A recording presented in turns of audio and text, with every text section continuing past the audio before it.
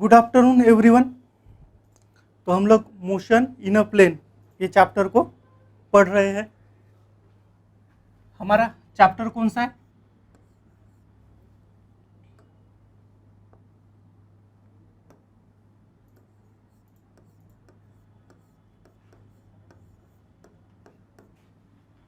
Chapter है motion in a plane. Motion in a plane.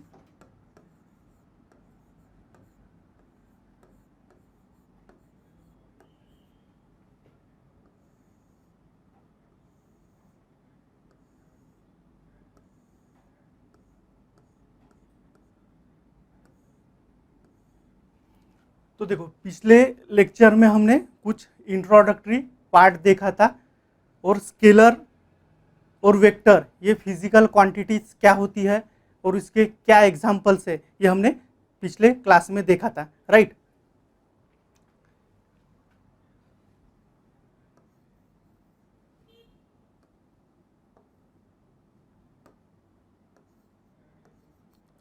हमने scalar and vector quantities देखा था previous lecture में, scalar and vector quantities.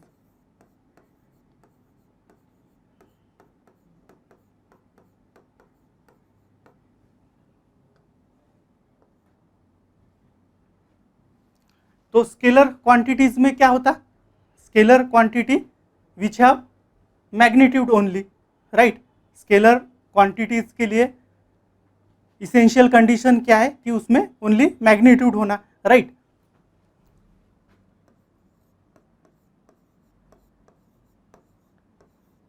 Scalar quantities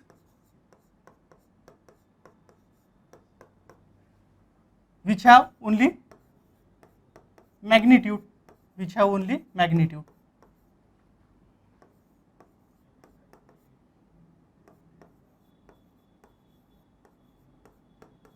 और इसके एग्जांपल्स भी हमने देखे थे स्केलर क्वांटिटीज के, राइट। जिसमें मास आता, स्पीड आता, distance, volume, time, area, work, power, pressure, length, energy, temperature and density. उसके बाद वेक्टर क्वांटिटीज, उसके बाद वेक्टर क्वांटिटीज।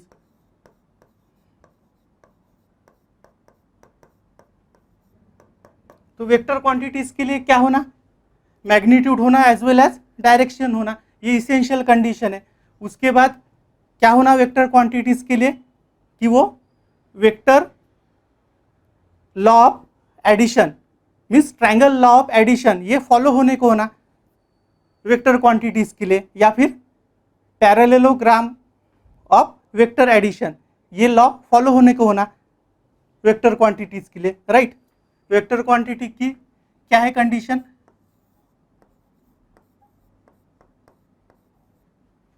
which have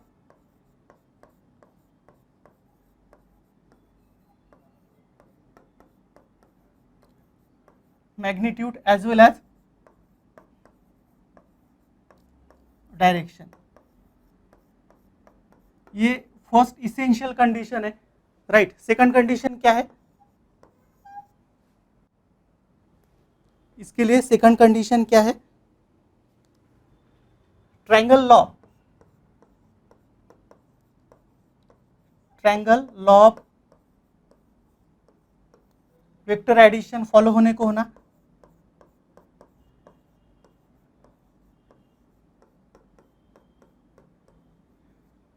या फिर और में parallelogram, parallelogram law of vector addition follow होने को होना, लॉ ऑफ वेक्टर एडिशन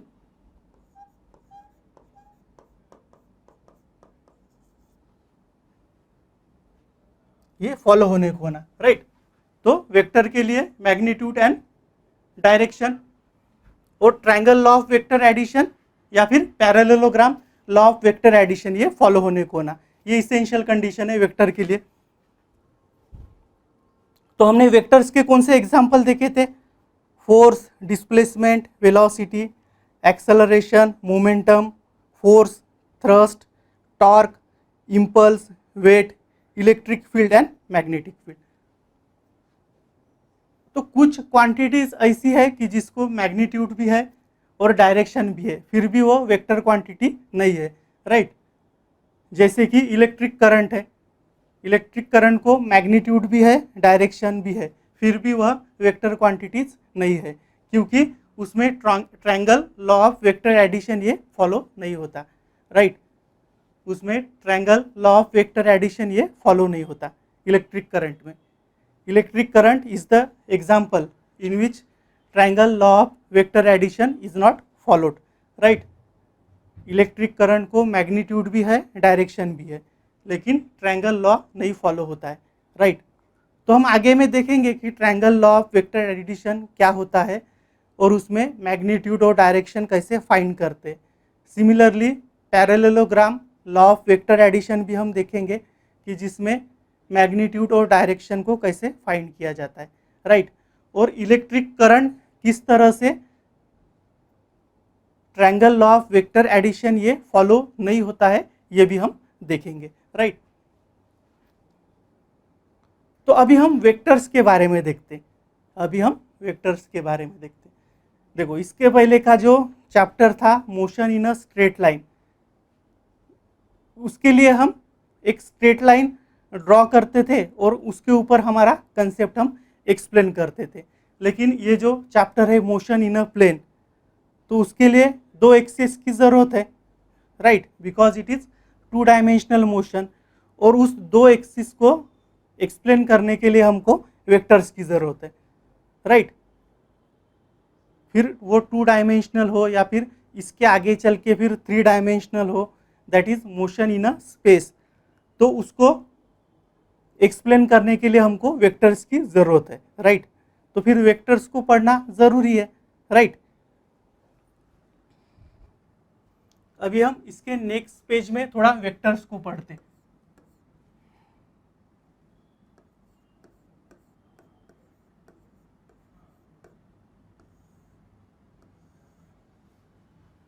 तो अभी हम सबसे पहले इक्वालिटी ऑफ वेक्टर्स को पढ़ते ग्राफिकली, राइट, कि दो वेक्टर्स को हम इक्वल कब बोलेंगे, राइट। हम क्या पढ़ते,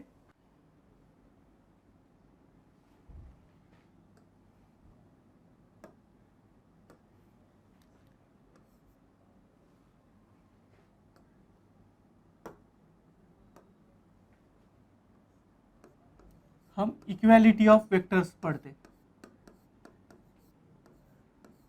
इक्वालिटी ऑफ वेक्टर्स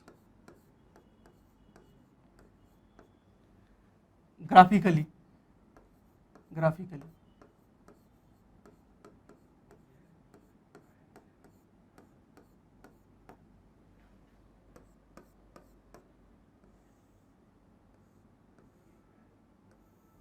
ये टॉपिक को थोड़ा स्टडी करते हैं हम।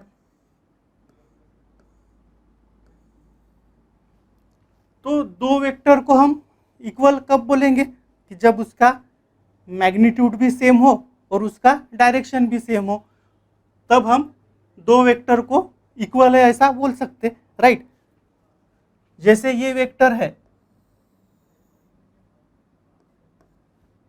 अगर इस वेक्टर का नाम हमने ए दे दिया, ये वेक्टर क्या है, BC है, राइट।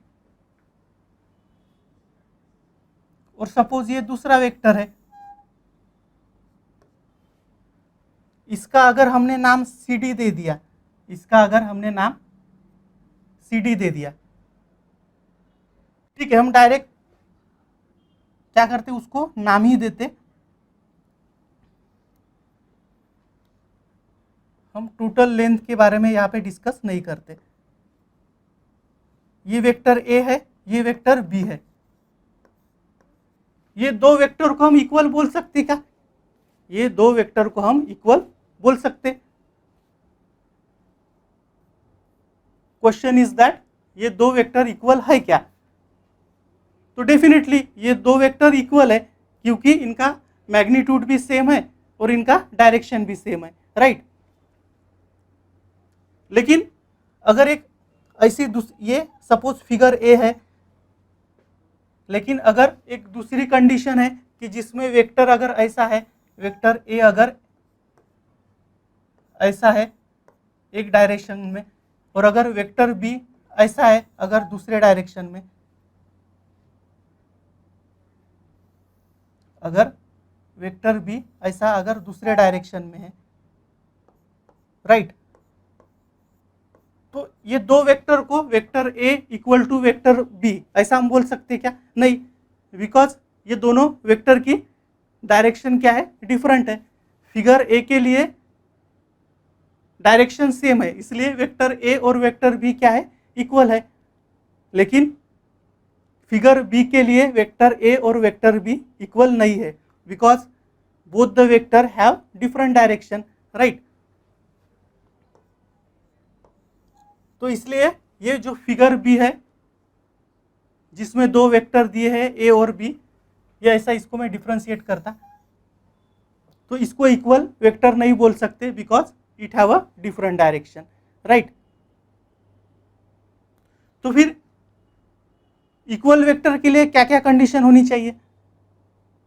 इक्वल वेक्टर के लिए क्या क्या कंडीशन होनी चाहिए कि इसका जो टेल है, वेक्टर ए का जो टेल है वो वेक्टर बी के टेल के साथ कोइंसाइड होना चाहिए, राइट। वेक्टर ए का टेल वेक्टर बी के टेल के साथ कोइंसाइड होना चाहिए, राइट। सिमिलरली वेक्टर ए का जो हेड है वो वेक्टर बी के हेड के साथ कोइंसाइड होना चाहिए, ये भी इसेंशियल कंडीशन है, right.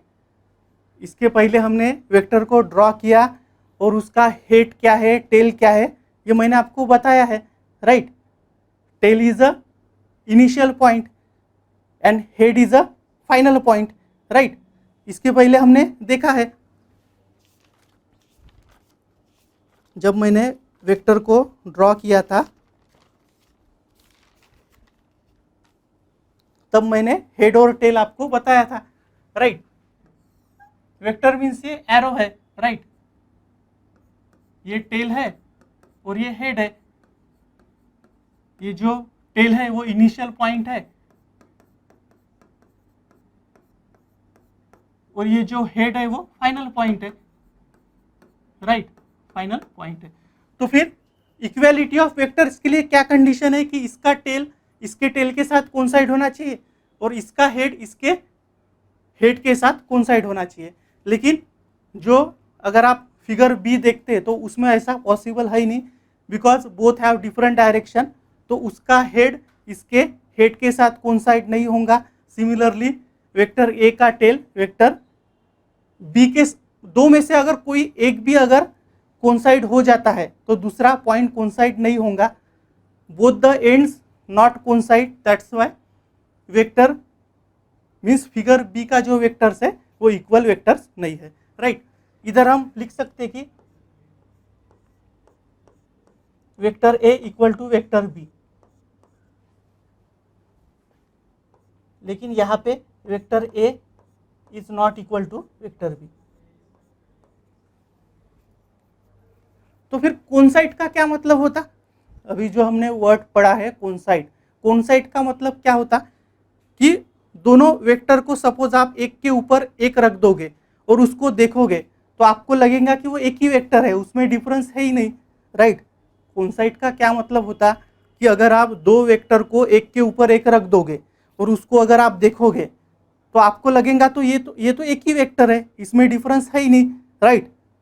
So that's word it's called as coincide. तो वो एक ही क्यों दिख रहा? क्योंकि उसका मैग्नीट्यूड भी सेम है और उसका लेंथ भी सेम है। सपोज अगर एक वेक्टर का लेंथ ज़्यादा होता है और दूसरे वेक्टर का लेंथ कम होता है, तो अगर उसको आप एक के ऊपर एक रख दोगे तो वो दोनों वेक्टर सेम दिखेंगे क्या? नहीं, because both the vector have different length, right. So that's why that two vector not coincide, right. अगर आप दोनों वेक्टर को एक के ऊपर एक रख दोगे तो वो दोनों वेक्टर आपको एक ही वेक्टर लगेगा, इसको हम कोइंसाइड बोलते, right.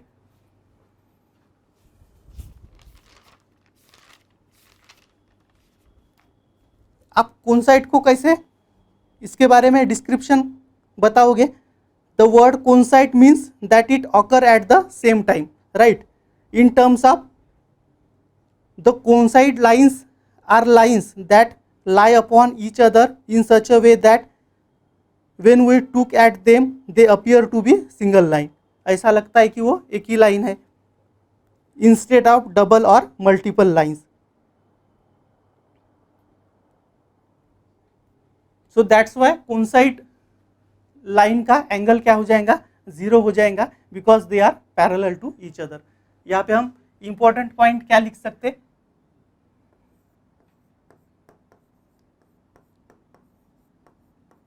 coincide lines have zero angle,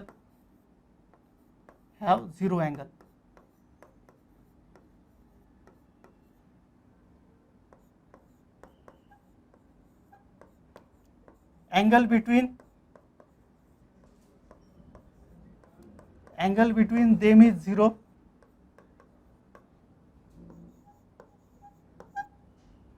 Because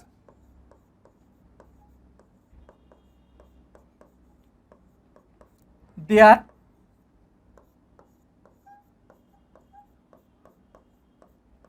parallel to each other. Angle इसलिए 0 है because they are parallel to each other. That's why angle between them is 0. Right. तो ये देखो, ये हो गया इक्वालिटी ऑफ वेक्टर्स के बारे में. राइट.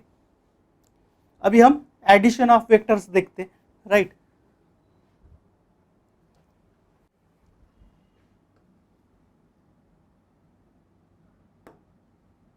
अभी थोड़ा एडिशन ऑफ वेक्टर्स के बारे में देखते.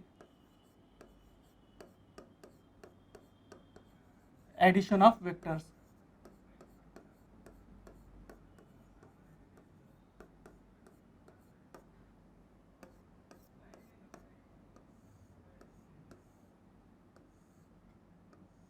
Addition of vectors. राइट.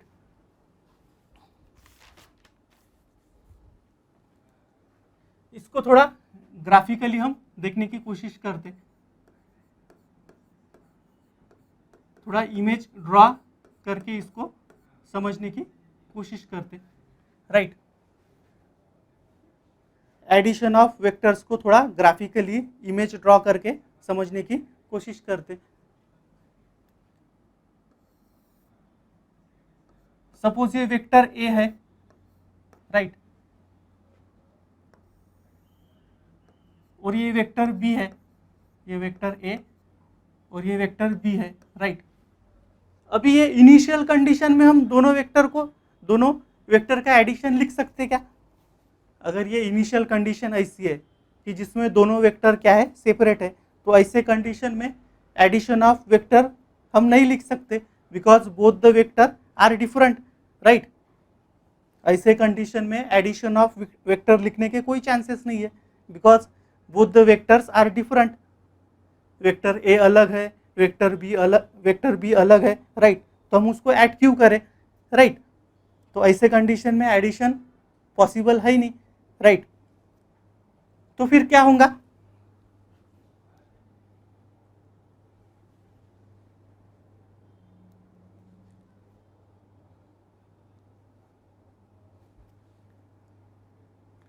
अगर इसका टेल, ये वेक्टर बी का अगर टेल हम वेक्टर ए के हेड को ऐड करते हैं या फिर अटैच करते हैं तो फिर हम रिजल्टेंट वेक्टर कैलकुलेट कर सकते.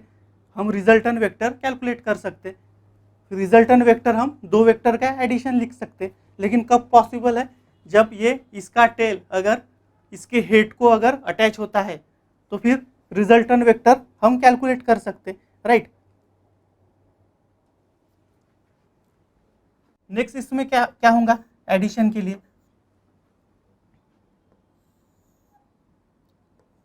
ये वेक्टर ए है, इसका ये हेड है, इसको अगर ये वेक्टर बी ऐसे अटैच होता है, इसको अगर ये वेक्टर बी ऐसे अटैच होता है तो फिर ये रिजल्टेंट वेक्टर आर हम कैलकुलेट, यहाँ पे रिजल्टेंट वेक्टर आर हम ड्रॉ कर सकते. यहाँ पे रिजल्टेंट वेक्टर आर हम ड्रॉ कर सकते. राइट. तो फिर आर को कैसे लिखेंगे? R equal to A plus B हम लिख सकते. आर को हम ए प्लस बी ऐसा लिख सकते. राइट. हमने क्या किया कि इसका जो टेल है ये वेक्टर ए के हेड को अटैच किया ऐसे, राइट। फिर ये रिजल्टेंट वेक्टर आर को क्या किया, कैलकुलेट किया। R R R equal to क्या होगा, ए प्लस बी होगा, दोनों वेक्टर का क्या होगा, एडिशन होगा, राइट। तो इस तरह से एडिशन ऑफ वेक्टर लिख सकते हैं हम, राइट। तो ये भी ट्रायंगल लॉ जो वेक्टर एडिशन है उसको सेटिस्फाई करता है। ये ट्रायंगल ही हो गया ए बी, अगर इसको हम नाम दे देते तो ये ट्रायंगल हो जाएगा, राइट। तो ये भी triangle law of vector addition की कंडीशन सेटिस्फाई करता है।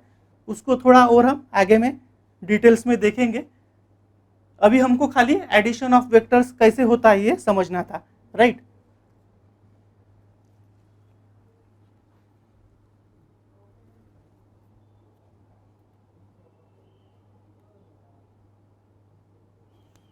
तो फिर एडिशन ऑफ वेक्टर में दो कंडीशन फॉलो होती है। एडिशन ऑफ वेक्टर में दो कंडीशन फॉलो होती है, एक एसोसिएटिव कंडीशन है और दूसरी कम्यूटेटिव कंडीशन है, राइट।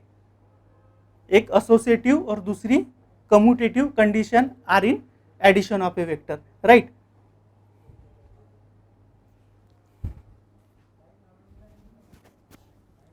और एक डायग्राम थोड़ा ड्रॉ करते हैं हम।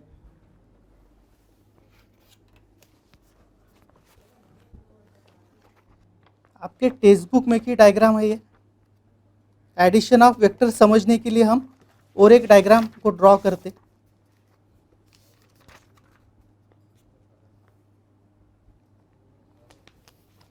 देखो,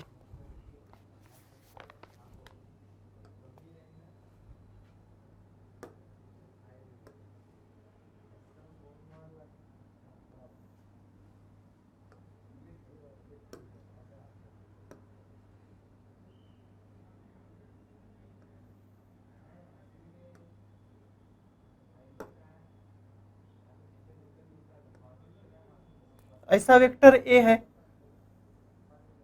ऐसा वेक्टर ए है, राइट। फिर उसके बाद ऐसा वेक्टर बी है, ऐसा वेक्टर बी है, राइट। ये डायग्राम थोड़ी अलग है, ये डायग्राम अलग है। फिर यहाँ पे ऐसा वेक्टर सी है, यहाँ पे ऐसा वेक्टर सी है, राइट। और यहाँ पे एक वेक्टर ऐसे ऐड हो रहा है, राइट। यहाँ पे अलग एक वेक्टर है। थोड़ा हेड और टेल समझने के लिए मैं थोड़ा कलर दूसरा लेने की कोशिश करता हूँ।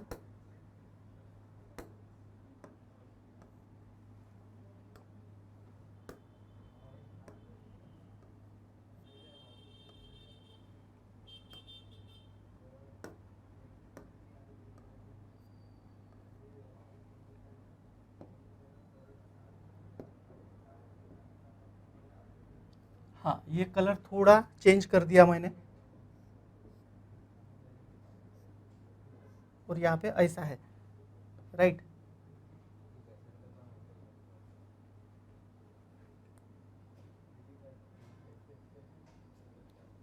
यहाँ क्या, यहाँ पे अगर थोड़ा ऐसा अटैच कर देते और एक वेक्टर, राइट, और एक वेक्टर अगर अटैच कर देते और यहाँ पे ऐसा एक अगर डायगोनल निकाल लेते, ये वेक्टर ए है, ये बी है और ये सी है, राइट। ये क्या हो जाएगा, ये बी प्लस सी हो जाएगा। ये क्या हो जाएगा, ये बी प्लस सी हो जाएगा, राइट। उसके बाद ये क्या हो जाएगा, ये ए प्लस बी हो जाएगा, ये ए प्लस बी हो जाएगा, राइट। यहाँ पे ये ए प्लस बी प्लस सी और यहाँ पे ये ए प्लस बी प्लस सी यहाँ पे हो जाएगा, राइट। ऐसी एक डायग्राम है, ऐसी एक इमेज है,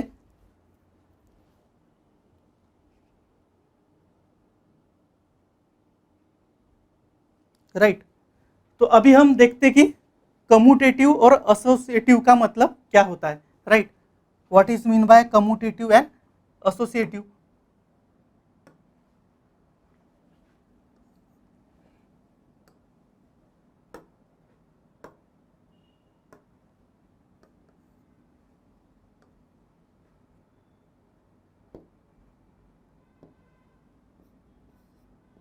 देखो कम्यूटेटिव का मतलब क्या होता है, कम्यूटेटिव का मतलब क्या होता है, अगर हम वेक्टर ए प्लस बी को, अगर हम वेक्टर ए प्लस बी को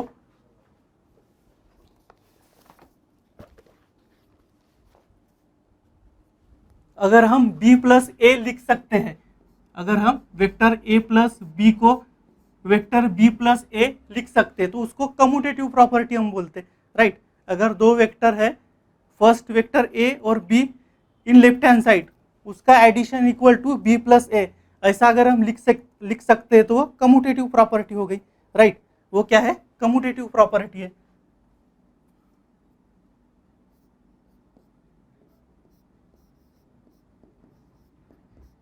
This is commutative property. This is commutative property.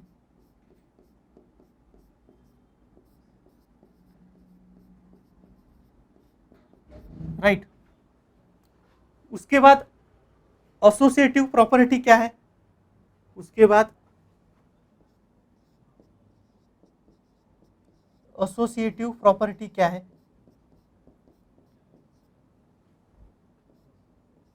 उसके बाद एसोसिएटिव प्रॉपर्टी हम किसको बोल सकते हैं?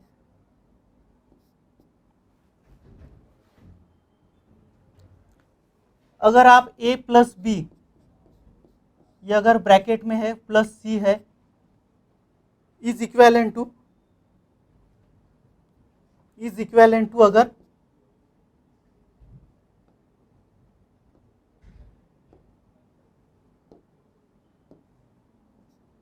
इज इक्वेलेंट टू अगर a इन ब्रैकेट अगर b प्लस सी हम लिख सकते, तो ये क्या हो गई? एसोसिएटिव प्रॉपर्टी हो गई। ये क्या है?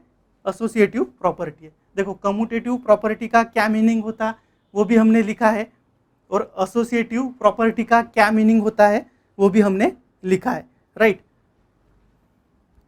इसको ब्रैकेट में क्लोज करते, ये कम्यूटेटिव प्रॉपर्टी हो गई और ये एसोसिएटिव प्रॉपर्टी हो गई, राइट? तो एडिशन ऑफ वेक्टर के लिए हम लोग कम्यूटेटिव प्रॉपर्टी और एसोसिएटिव प्रॉपर्टी को हम स्टडी कर सकते, राइट? उसके बाद हम सब्ट्रैक्शन ऑफ वेक्टर देखेंगे, राइट? उसके बाद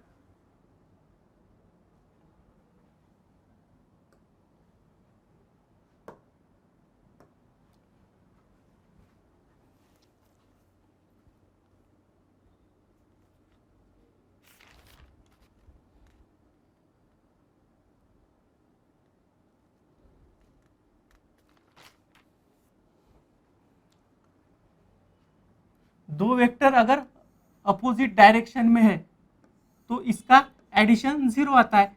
ये सिंपल बात है। दो वेक्टर अगर अपोजिट डायरेक्शन में है तो उसका एडिशन 0 आता है। ये सिंपल बात है, राइट? मीन्स अगर क्वेश्चन ऐसा अराइज हुआ कि what is the result of addition of two equal and opposite vector, तो उनका रिजल्ट क्या आ जाएगा? 0 आ जाएगा। उनका रिजल्ट 0 आ जाएगा, राइट? तो फिर फिजिकल मीनिंग क्या हुआ? 0 का फिजिकल मीनिंग क्या हुआ?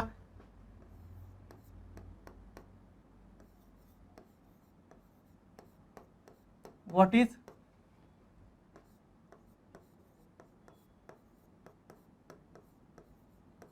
Is physical meaning of 0?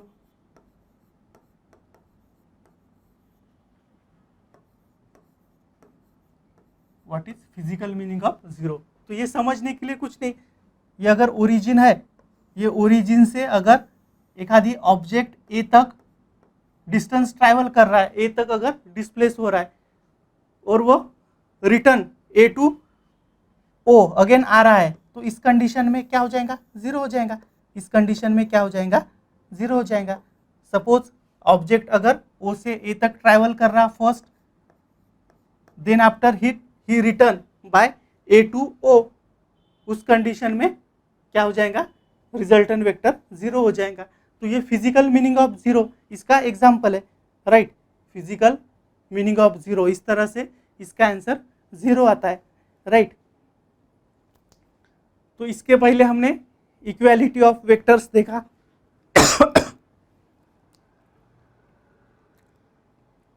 उसके बाद एडिशन ऑफ वेक्टर्स देखा, राइट। अभी हम सब्ट्रैक्शन ऑफ वेक्टर्स देखते। अभी हम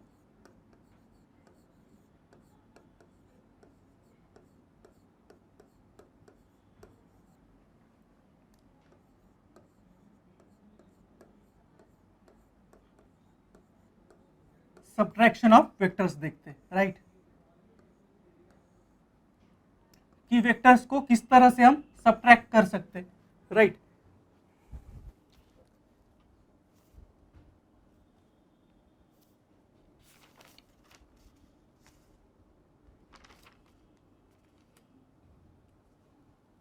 बस इसके लिए एक डायग्राम मैं निकालता हूं सब्ट्रैक्शन ऑफ वेक्टर को समझने के लिए।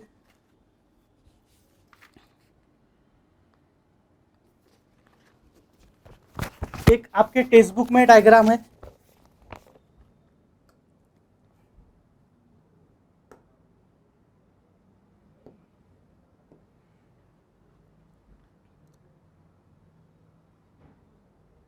एक वेक्टर को दो पार्ट में डिवाइड किया गया है, एक वेक्टर को दो पार्ट में डिवाइड किया गया है, राइट।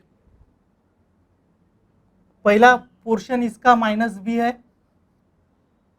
और एक पोर्शन इसका प्लस बी है, राइट।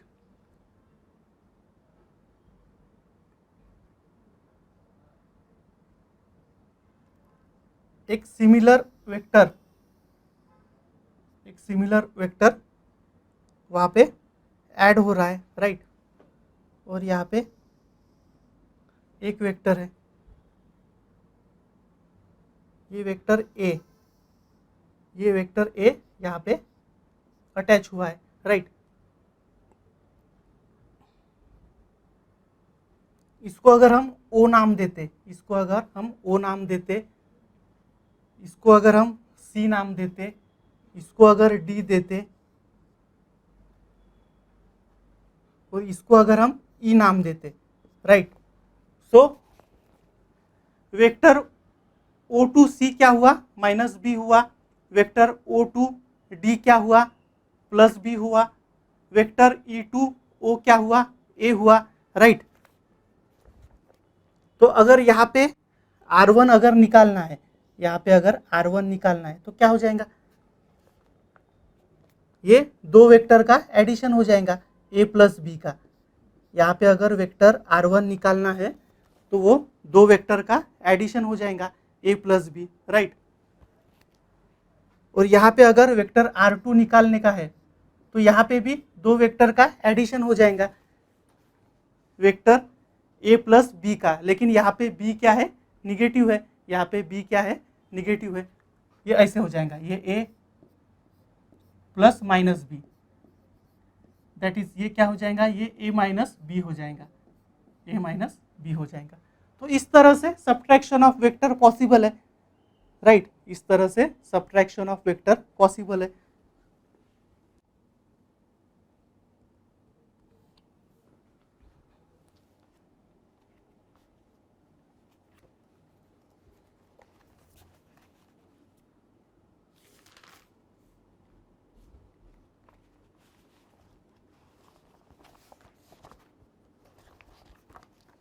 सब्ट्रैक्शन ऑफ वेक्टर में वेक्टर को कैसे सब्ट्रैक्शन में लिखना है, ये डायरेक्शन के हिसाब से आप लिख सकते, राइट।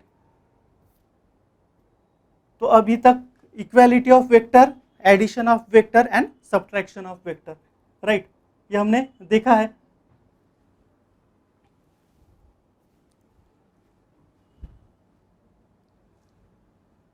तो इसके बाद और एक इम्पॉर्टेंट पॉइंट है कि दो वेक्टर अगर आपके पास है तो आप एंगल कब निकाल सकते, दो वेक्टर का आप एंगल कब निकाल सकते कि उनका इनिशियल पॉइंट अगर सेम हो, अगर उनका इनिशियल पॉइंट टेल अगर सेम हो तो ही हम दो वेक्टर का एंगल निकाल सकते। ये एक इनिशियल कंडीशन है, राइट। दो वेक्टर का एंगल निकालने के लिए उनका इनिशियल पॉइंट हमको सेम चाहिए।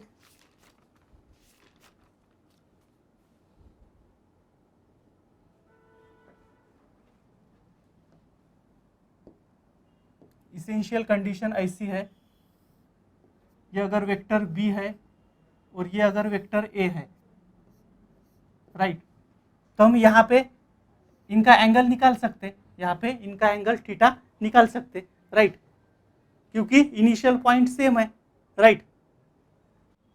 ये वेक्टर बी का टेल है, similarly this is tail of vector A, इनका इनिशियल पॉइंट सेम है, दैट्स वाई हम एंगल यहाँ पे फाइंड कर सकते। तो ये आपको कंडीशन ध्यान में रखना है कि दो वेक्टर का एंगल निकालने के लिए उनका इनिशियल पॉइंट सेम चाहिए, राइट।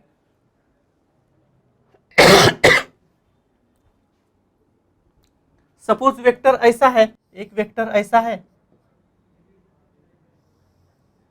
और अगर एक वेक्टर ऐसा है, ये वेक्टर ए है और ये वेक्टर बी है, राइट।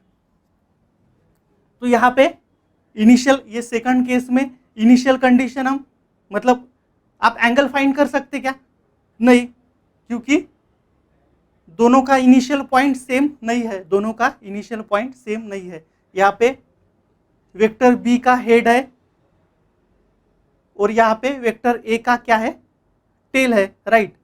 तो इस कंडीशन में एंगल फाइंड करने के लिए हमको क्या करना पड़ेगा कि हमको ये वेक्टर को थोड़ा आगे बढ़ाना पड़ेगा, ये वेक्टर को थोड़ा आगे बढ़ाना पड़ेगा, राइट।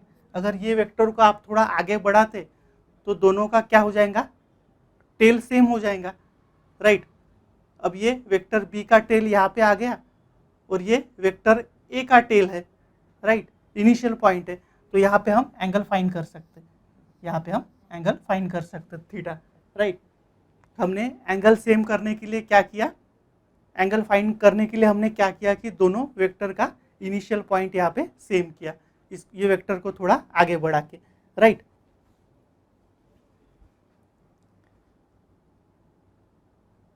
इसके बाद हम triangle law of vector addition देखेंगे, right.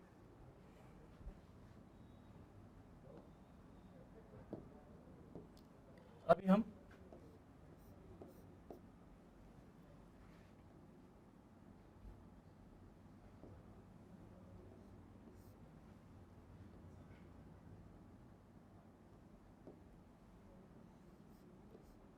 Triangle law of vector addition देखेंगे, ट्रायंगल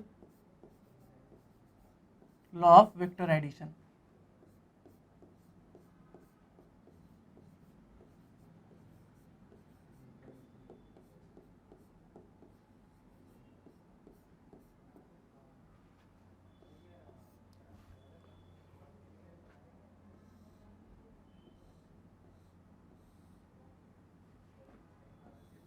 तो अभी तक जो हम बोल रहे थे कि triangle law of vector addition, triangle law of vector addition, तो वो क्या होता है अभी हम देखेंगे। और triangle law of vector addition में हम मैग्नीट्यूड और डायरेक्शन ऑफ रिजल्टेंट वेक्टर कैसे फाइंड कर सकते, इसके बारे में भी अभी हम पढ़ेंगे, right.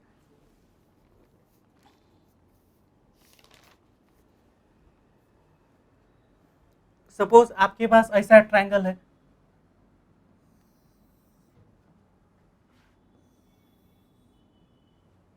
Triangle law of vector addition का स्टेटमेंट क्या है,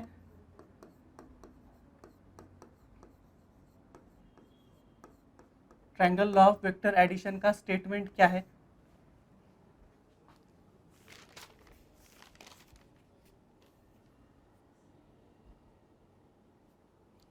It states that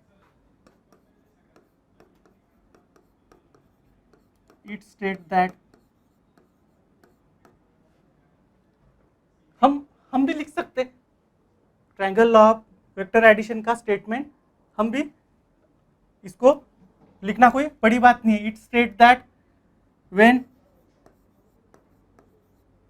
two vectors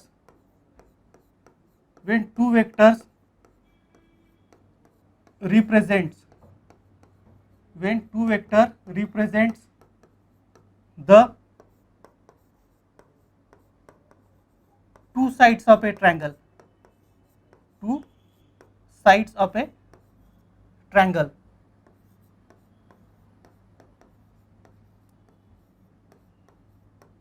then resultant of the vector, resultant vector क्या हो जाएगा, addition of that two vector, then the resultant of the vector is the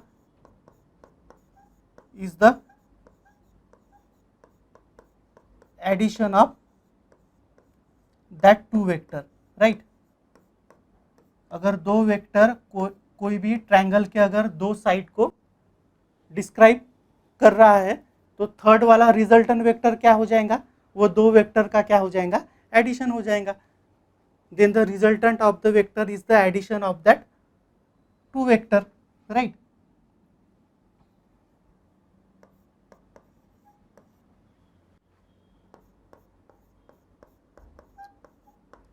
बराबर है। अब triangle में तीन साइड रहते, ये आपको बताने की जरूरत है क्या, नहीं। ट्रायंगल में तीन साइड रहते, राइट। अगर एक साइड ए है, वेक्टर ए है, दूसरी साइड अगर वेक्टर बी है, तो फिर तीसरी वाली साइड क्या हो जाएंगी, रिजल्टेंट साइड क्या हो जाएंगी, वो दो साइड का एडिशन हो जाएंगी। इतना सिंपल लॉ है triangle law of vector addition, right. ट्रायंगल में तीन साइड रहते, एक साइड अगर वेक्टर ए है, अभी हम वेक्टर पढ़ रहे हैं इसलिए हम वेक्टर से उसको रिलेट करते। अगर एक साइड वेक्टर ए है, दूसरी साइड अगर वेक्टर बी है, तो तीसरी साइड क्या हो जाएगा, वो दोनों साइड का एडिशन हो जाएगा, राइट। रिजल्टेंट साइड क्या हो जाएगा, दोनों साइड का एडिशन हो जाएगा, राइट। तो यही हमने लिखा है इस स्टेटमेंट में। It state that when two vectors represent two side of a triangle, then the resultant of the vector is the addition of that two side, addition of that two vectors, ऐसे लिखा है, right. R equal to A plus B, ये R क्या है, ये third side है, R क्या है, थर्ड साइड है, राइट। तो फिर इसमें मैग्नीट्यूड और डायरेक्शन को कैसे फाइंड कर सकते, इस अभी हम देखेंगे, राइट। सबसे पहले अभी हम प्रूफ देखते,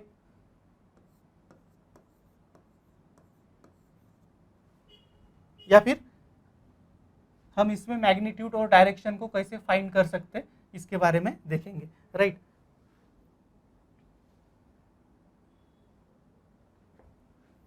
उसके लिए सबसे पहले ट्रायंगल ड्रॉ करते।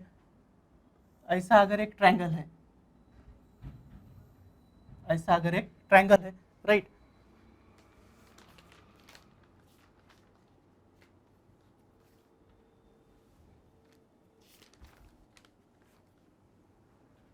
ये अगर ओ है, ये ओ ए है, राइट, ये ओ बी है, ये ओ बी है, राइट। और थर्ड वेक्टर ऐसा ड्रॉ करते, थर्ड वेक्टर ऐसा ड्रॉ करते। ये ओ ए की अगर लेंथ p है, राइट, और बी ए की लेंथ अगर q है, राइट, और ये रिजल्टेंट वेक्टर है, ये रिजल्टेंट वेक्टर है r।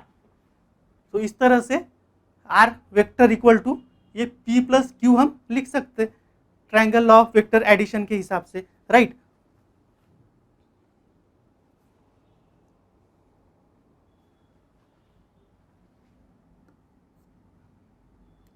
ये इसका टेल है, ये हेड है, ये यहाँ पे ये हेड ये आ गया, ये टेल है, और ये वेक्टर ऐसा है, ये वेक्टर ऐसा है, राइट।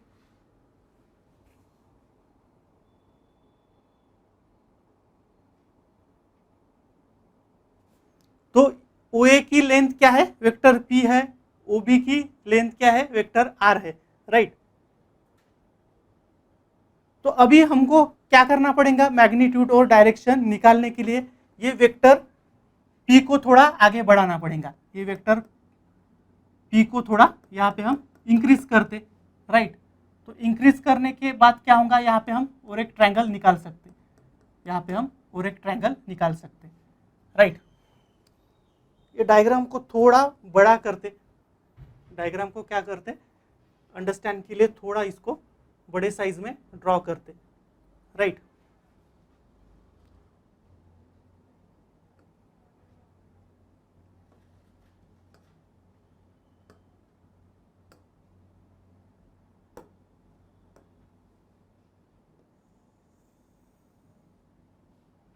सपोज ये ओ ए है,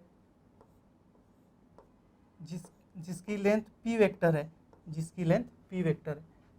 ये ओ बी है, ये ओ बी है, राइट, जिसकी लेंथ क्या है, q वेक्टर है, राइट। और ये रिजल्टेंट वेक्टर ऐसे ड्रॉ कर सकते, ये रिजल्टेंट वेक्टर r है, ये रिजल्टेंट वेक्टर r है, राइट। तो अभी क्या करते कि ये वेक्टर p को थोड़ा आगे बढ़ाते, वेक्टर p को थोड़ा आगे बढ़ाते, तो फिर ये दोनों वेक्टर का इनिशियल पॉइंट सेम हो जाएगा, दोनों वेक्टर का इनिशियल पॉइंट सेम हो जाएगा। यहाँ पे एक एंगल लिख सकते, यहाँ पे एक एंगल लिख सकते, और यहाँ पे ऐसा एक इसको ड्रॉ कर देते ताकि ये ट्रायंगल बन जाए, राइट।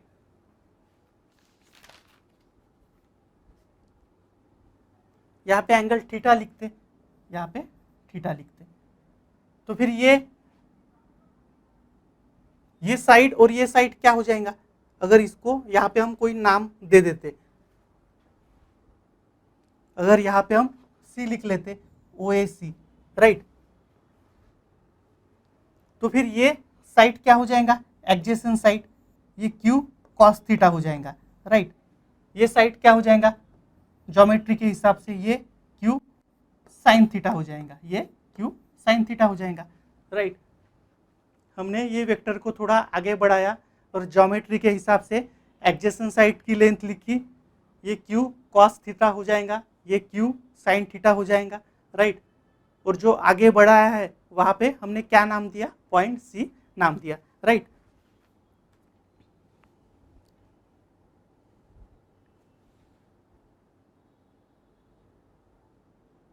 फिर यहाँ पे क्या हो जाएगा, ज्योमेट्री के हिसाब से, बाय ज्योमेट्री, ज्योमेट्री के हिसाब से यहाँ पे क्या हो जाएगा, ये ओबी स्क्वायर, पाइथागोरस के हिसाब से क्या हो जाएगा, ये ओबी स्क्वायर हो जाएगा, equal to OC square plus ये बीसी स्क्वायर प्लस ये BC square, right. OB square equal to OC square plus BC square. OC को क्या लिख सकते, ओ ए प्लस ए सी लिख सकते, ओसी को क्या लिख सकते, ओ ए प्लस ए सी लिख सकते, इसका स्क्वायर, राइट। और ये बीसी स्क्वायर, बीसी स्क्वायर अपने जगह पे है, राइट।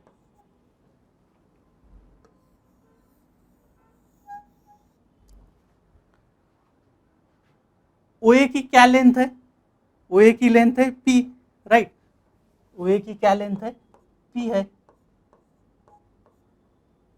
एसी की क्या लेंथ है, एसी की है क्यू कॉस थीटा, एसी की क्या है, क्यू कॉस थीटा, राइट। इसका स्क्वायर, बीसी क्या है, बीसी है क्यू साइन थीटा है, BC is Q sine theta, right. इसका भी हम स्क्वायर लिख सकते हैं, राइट। और ओबी क्या है, ये ओबी क्या है, ये आर स्क्वायर है, OB is R square, right. तो अभी क्या करना है, ये ए प्लस बी स्क्वायर के फॉर्म में, तो ये क्या हो जाएगा, A square plus twice A B plus B square, right. क्या हो जाएगा नेक्स्ट स्टेप में, ये P square A square plus twice A B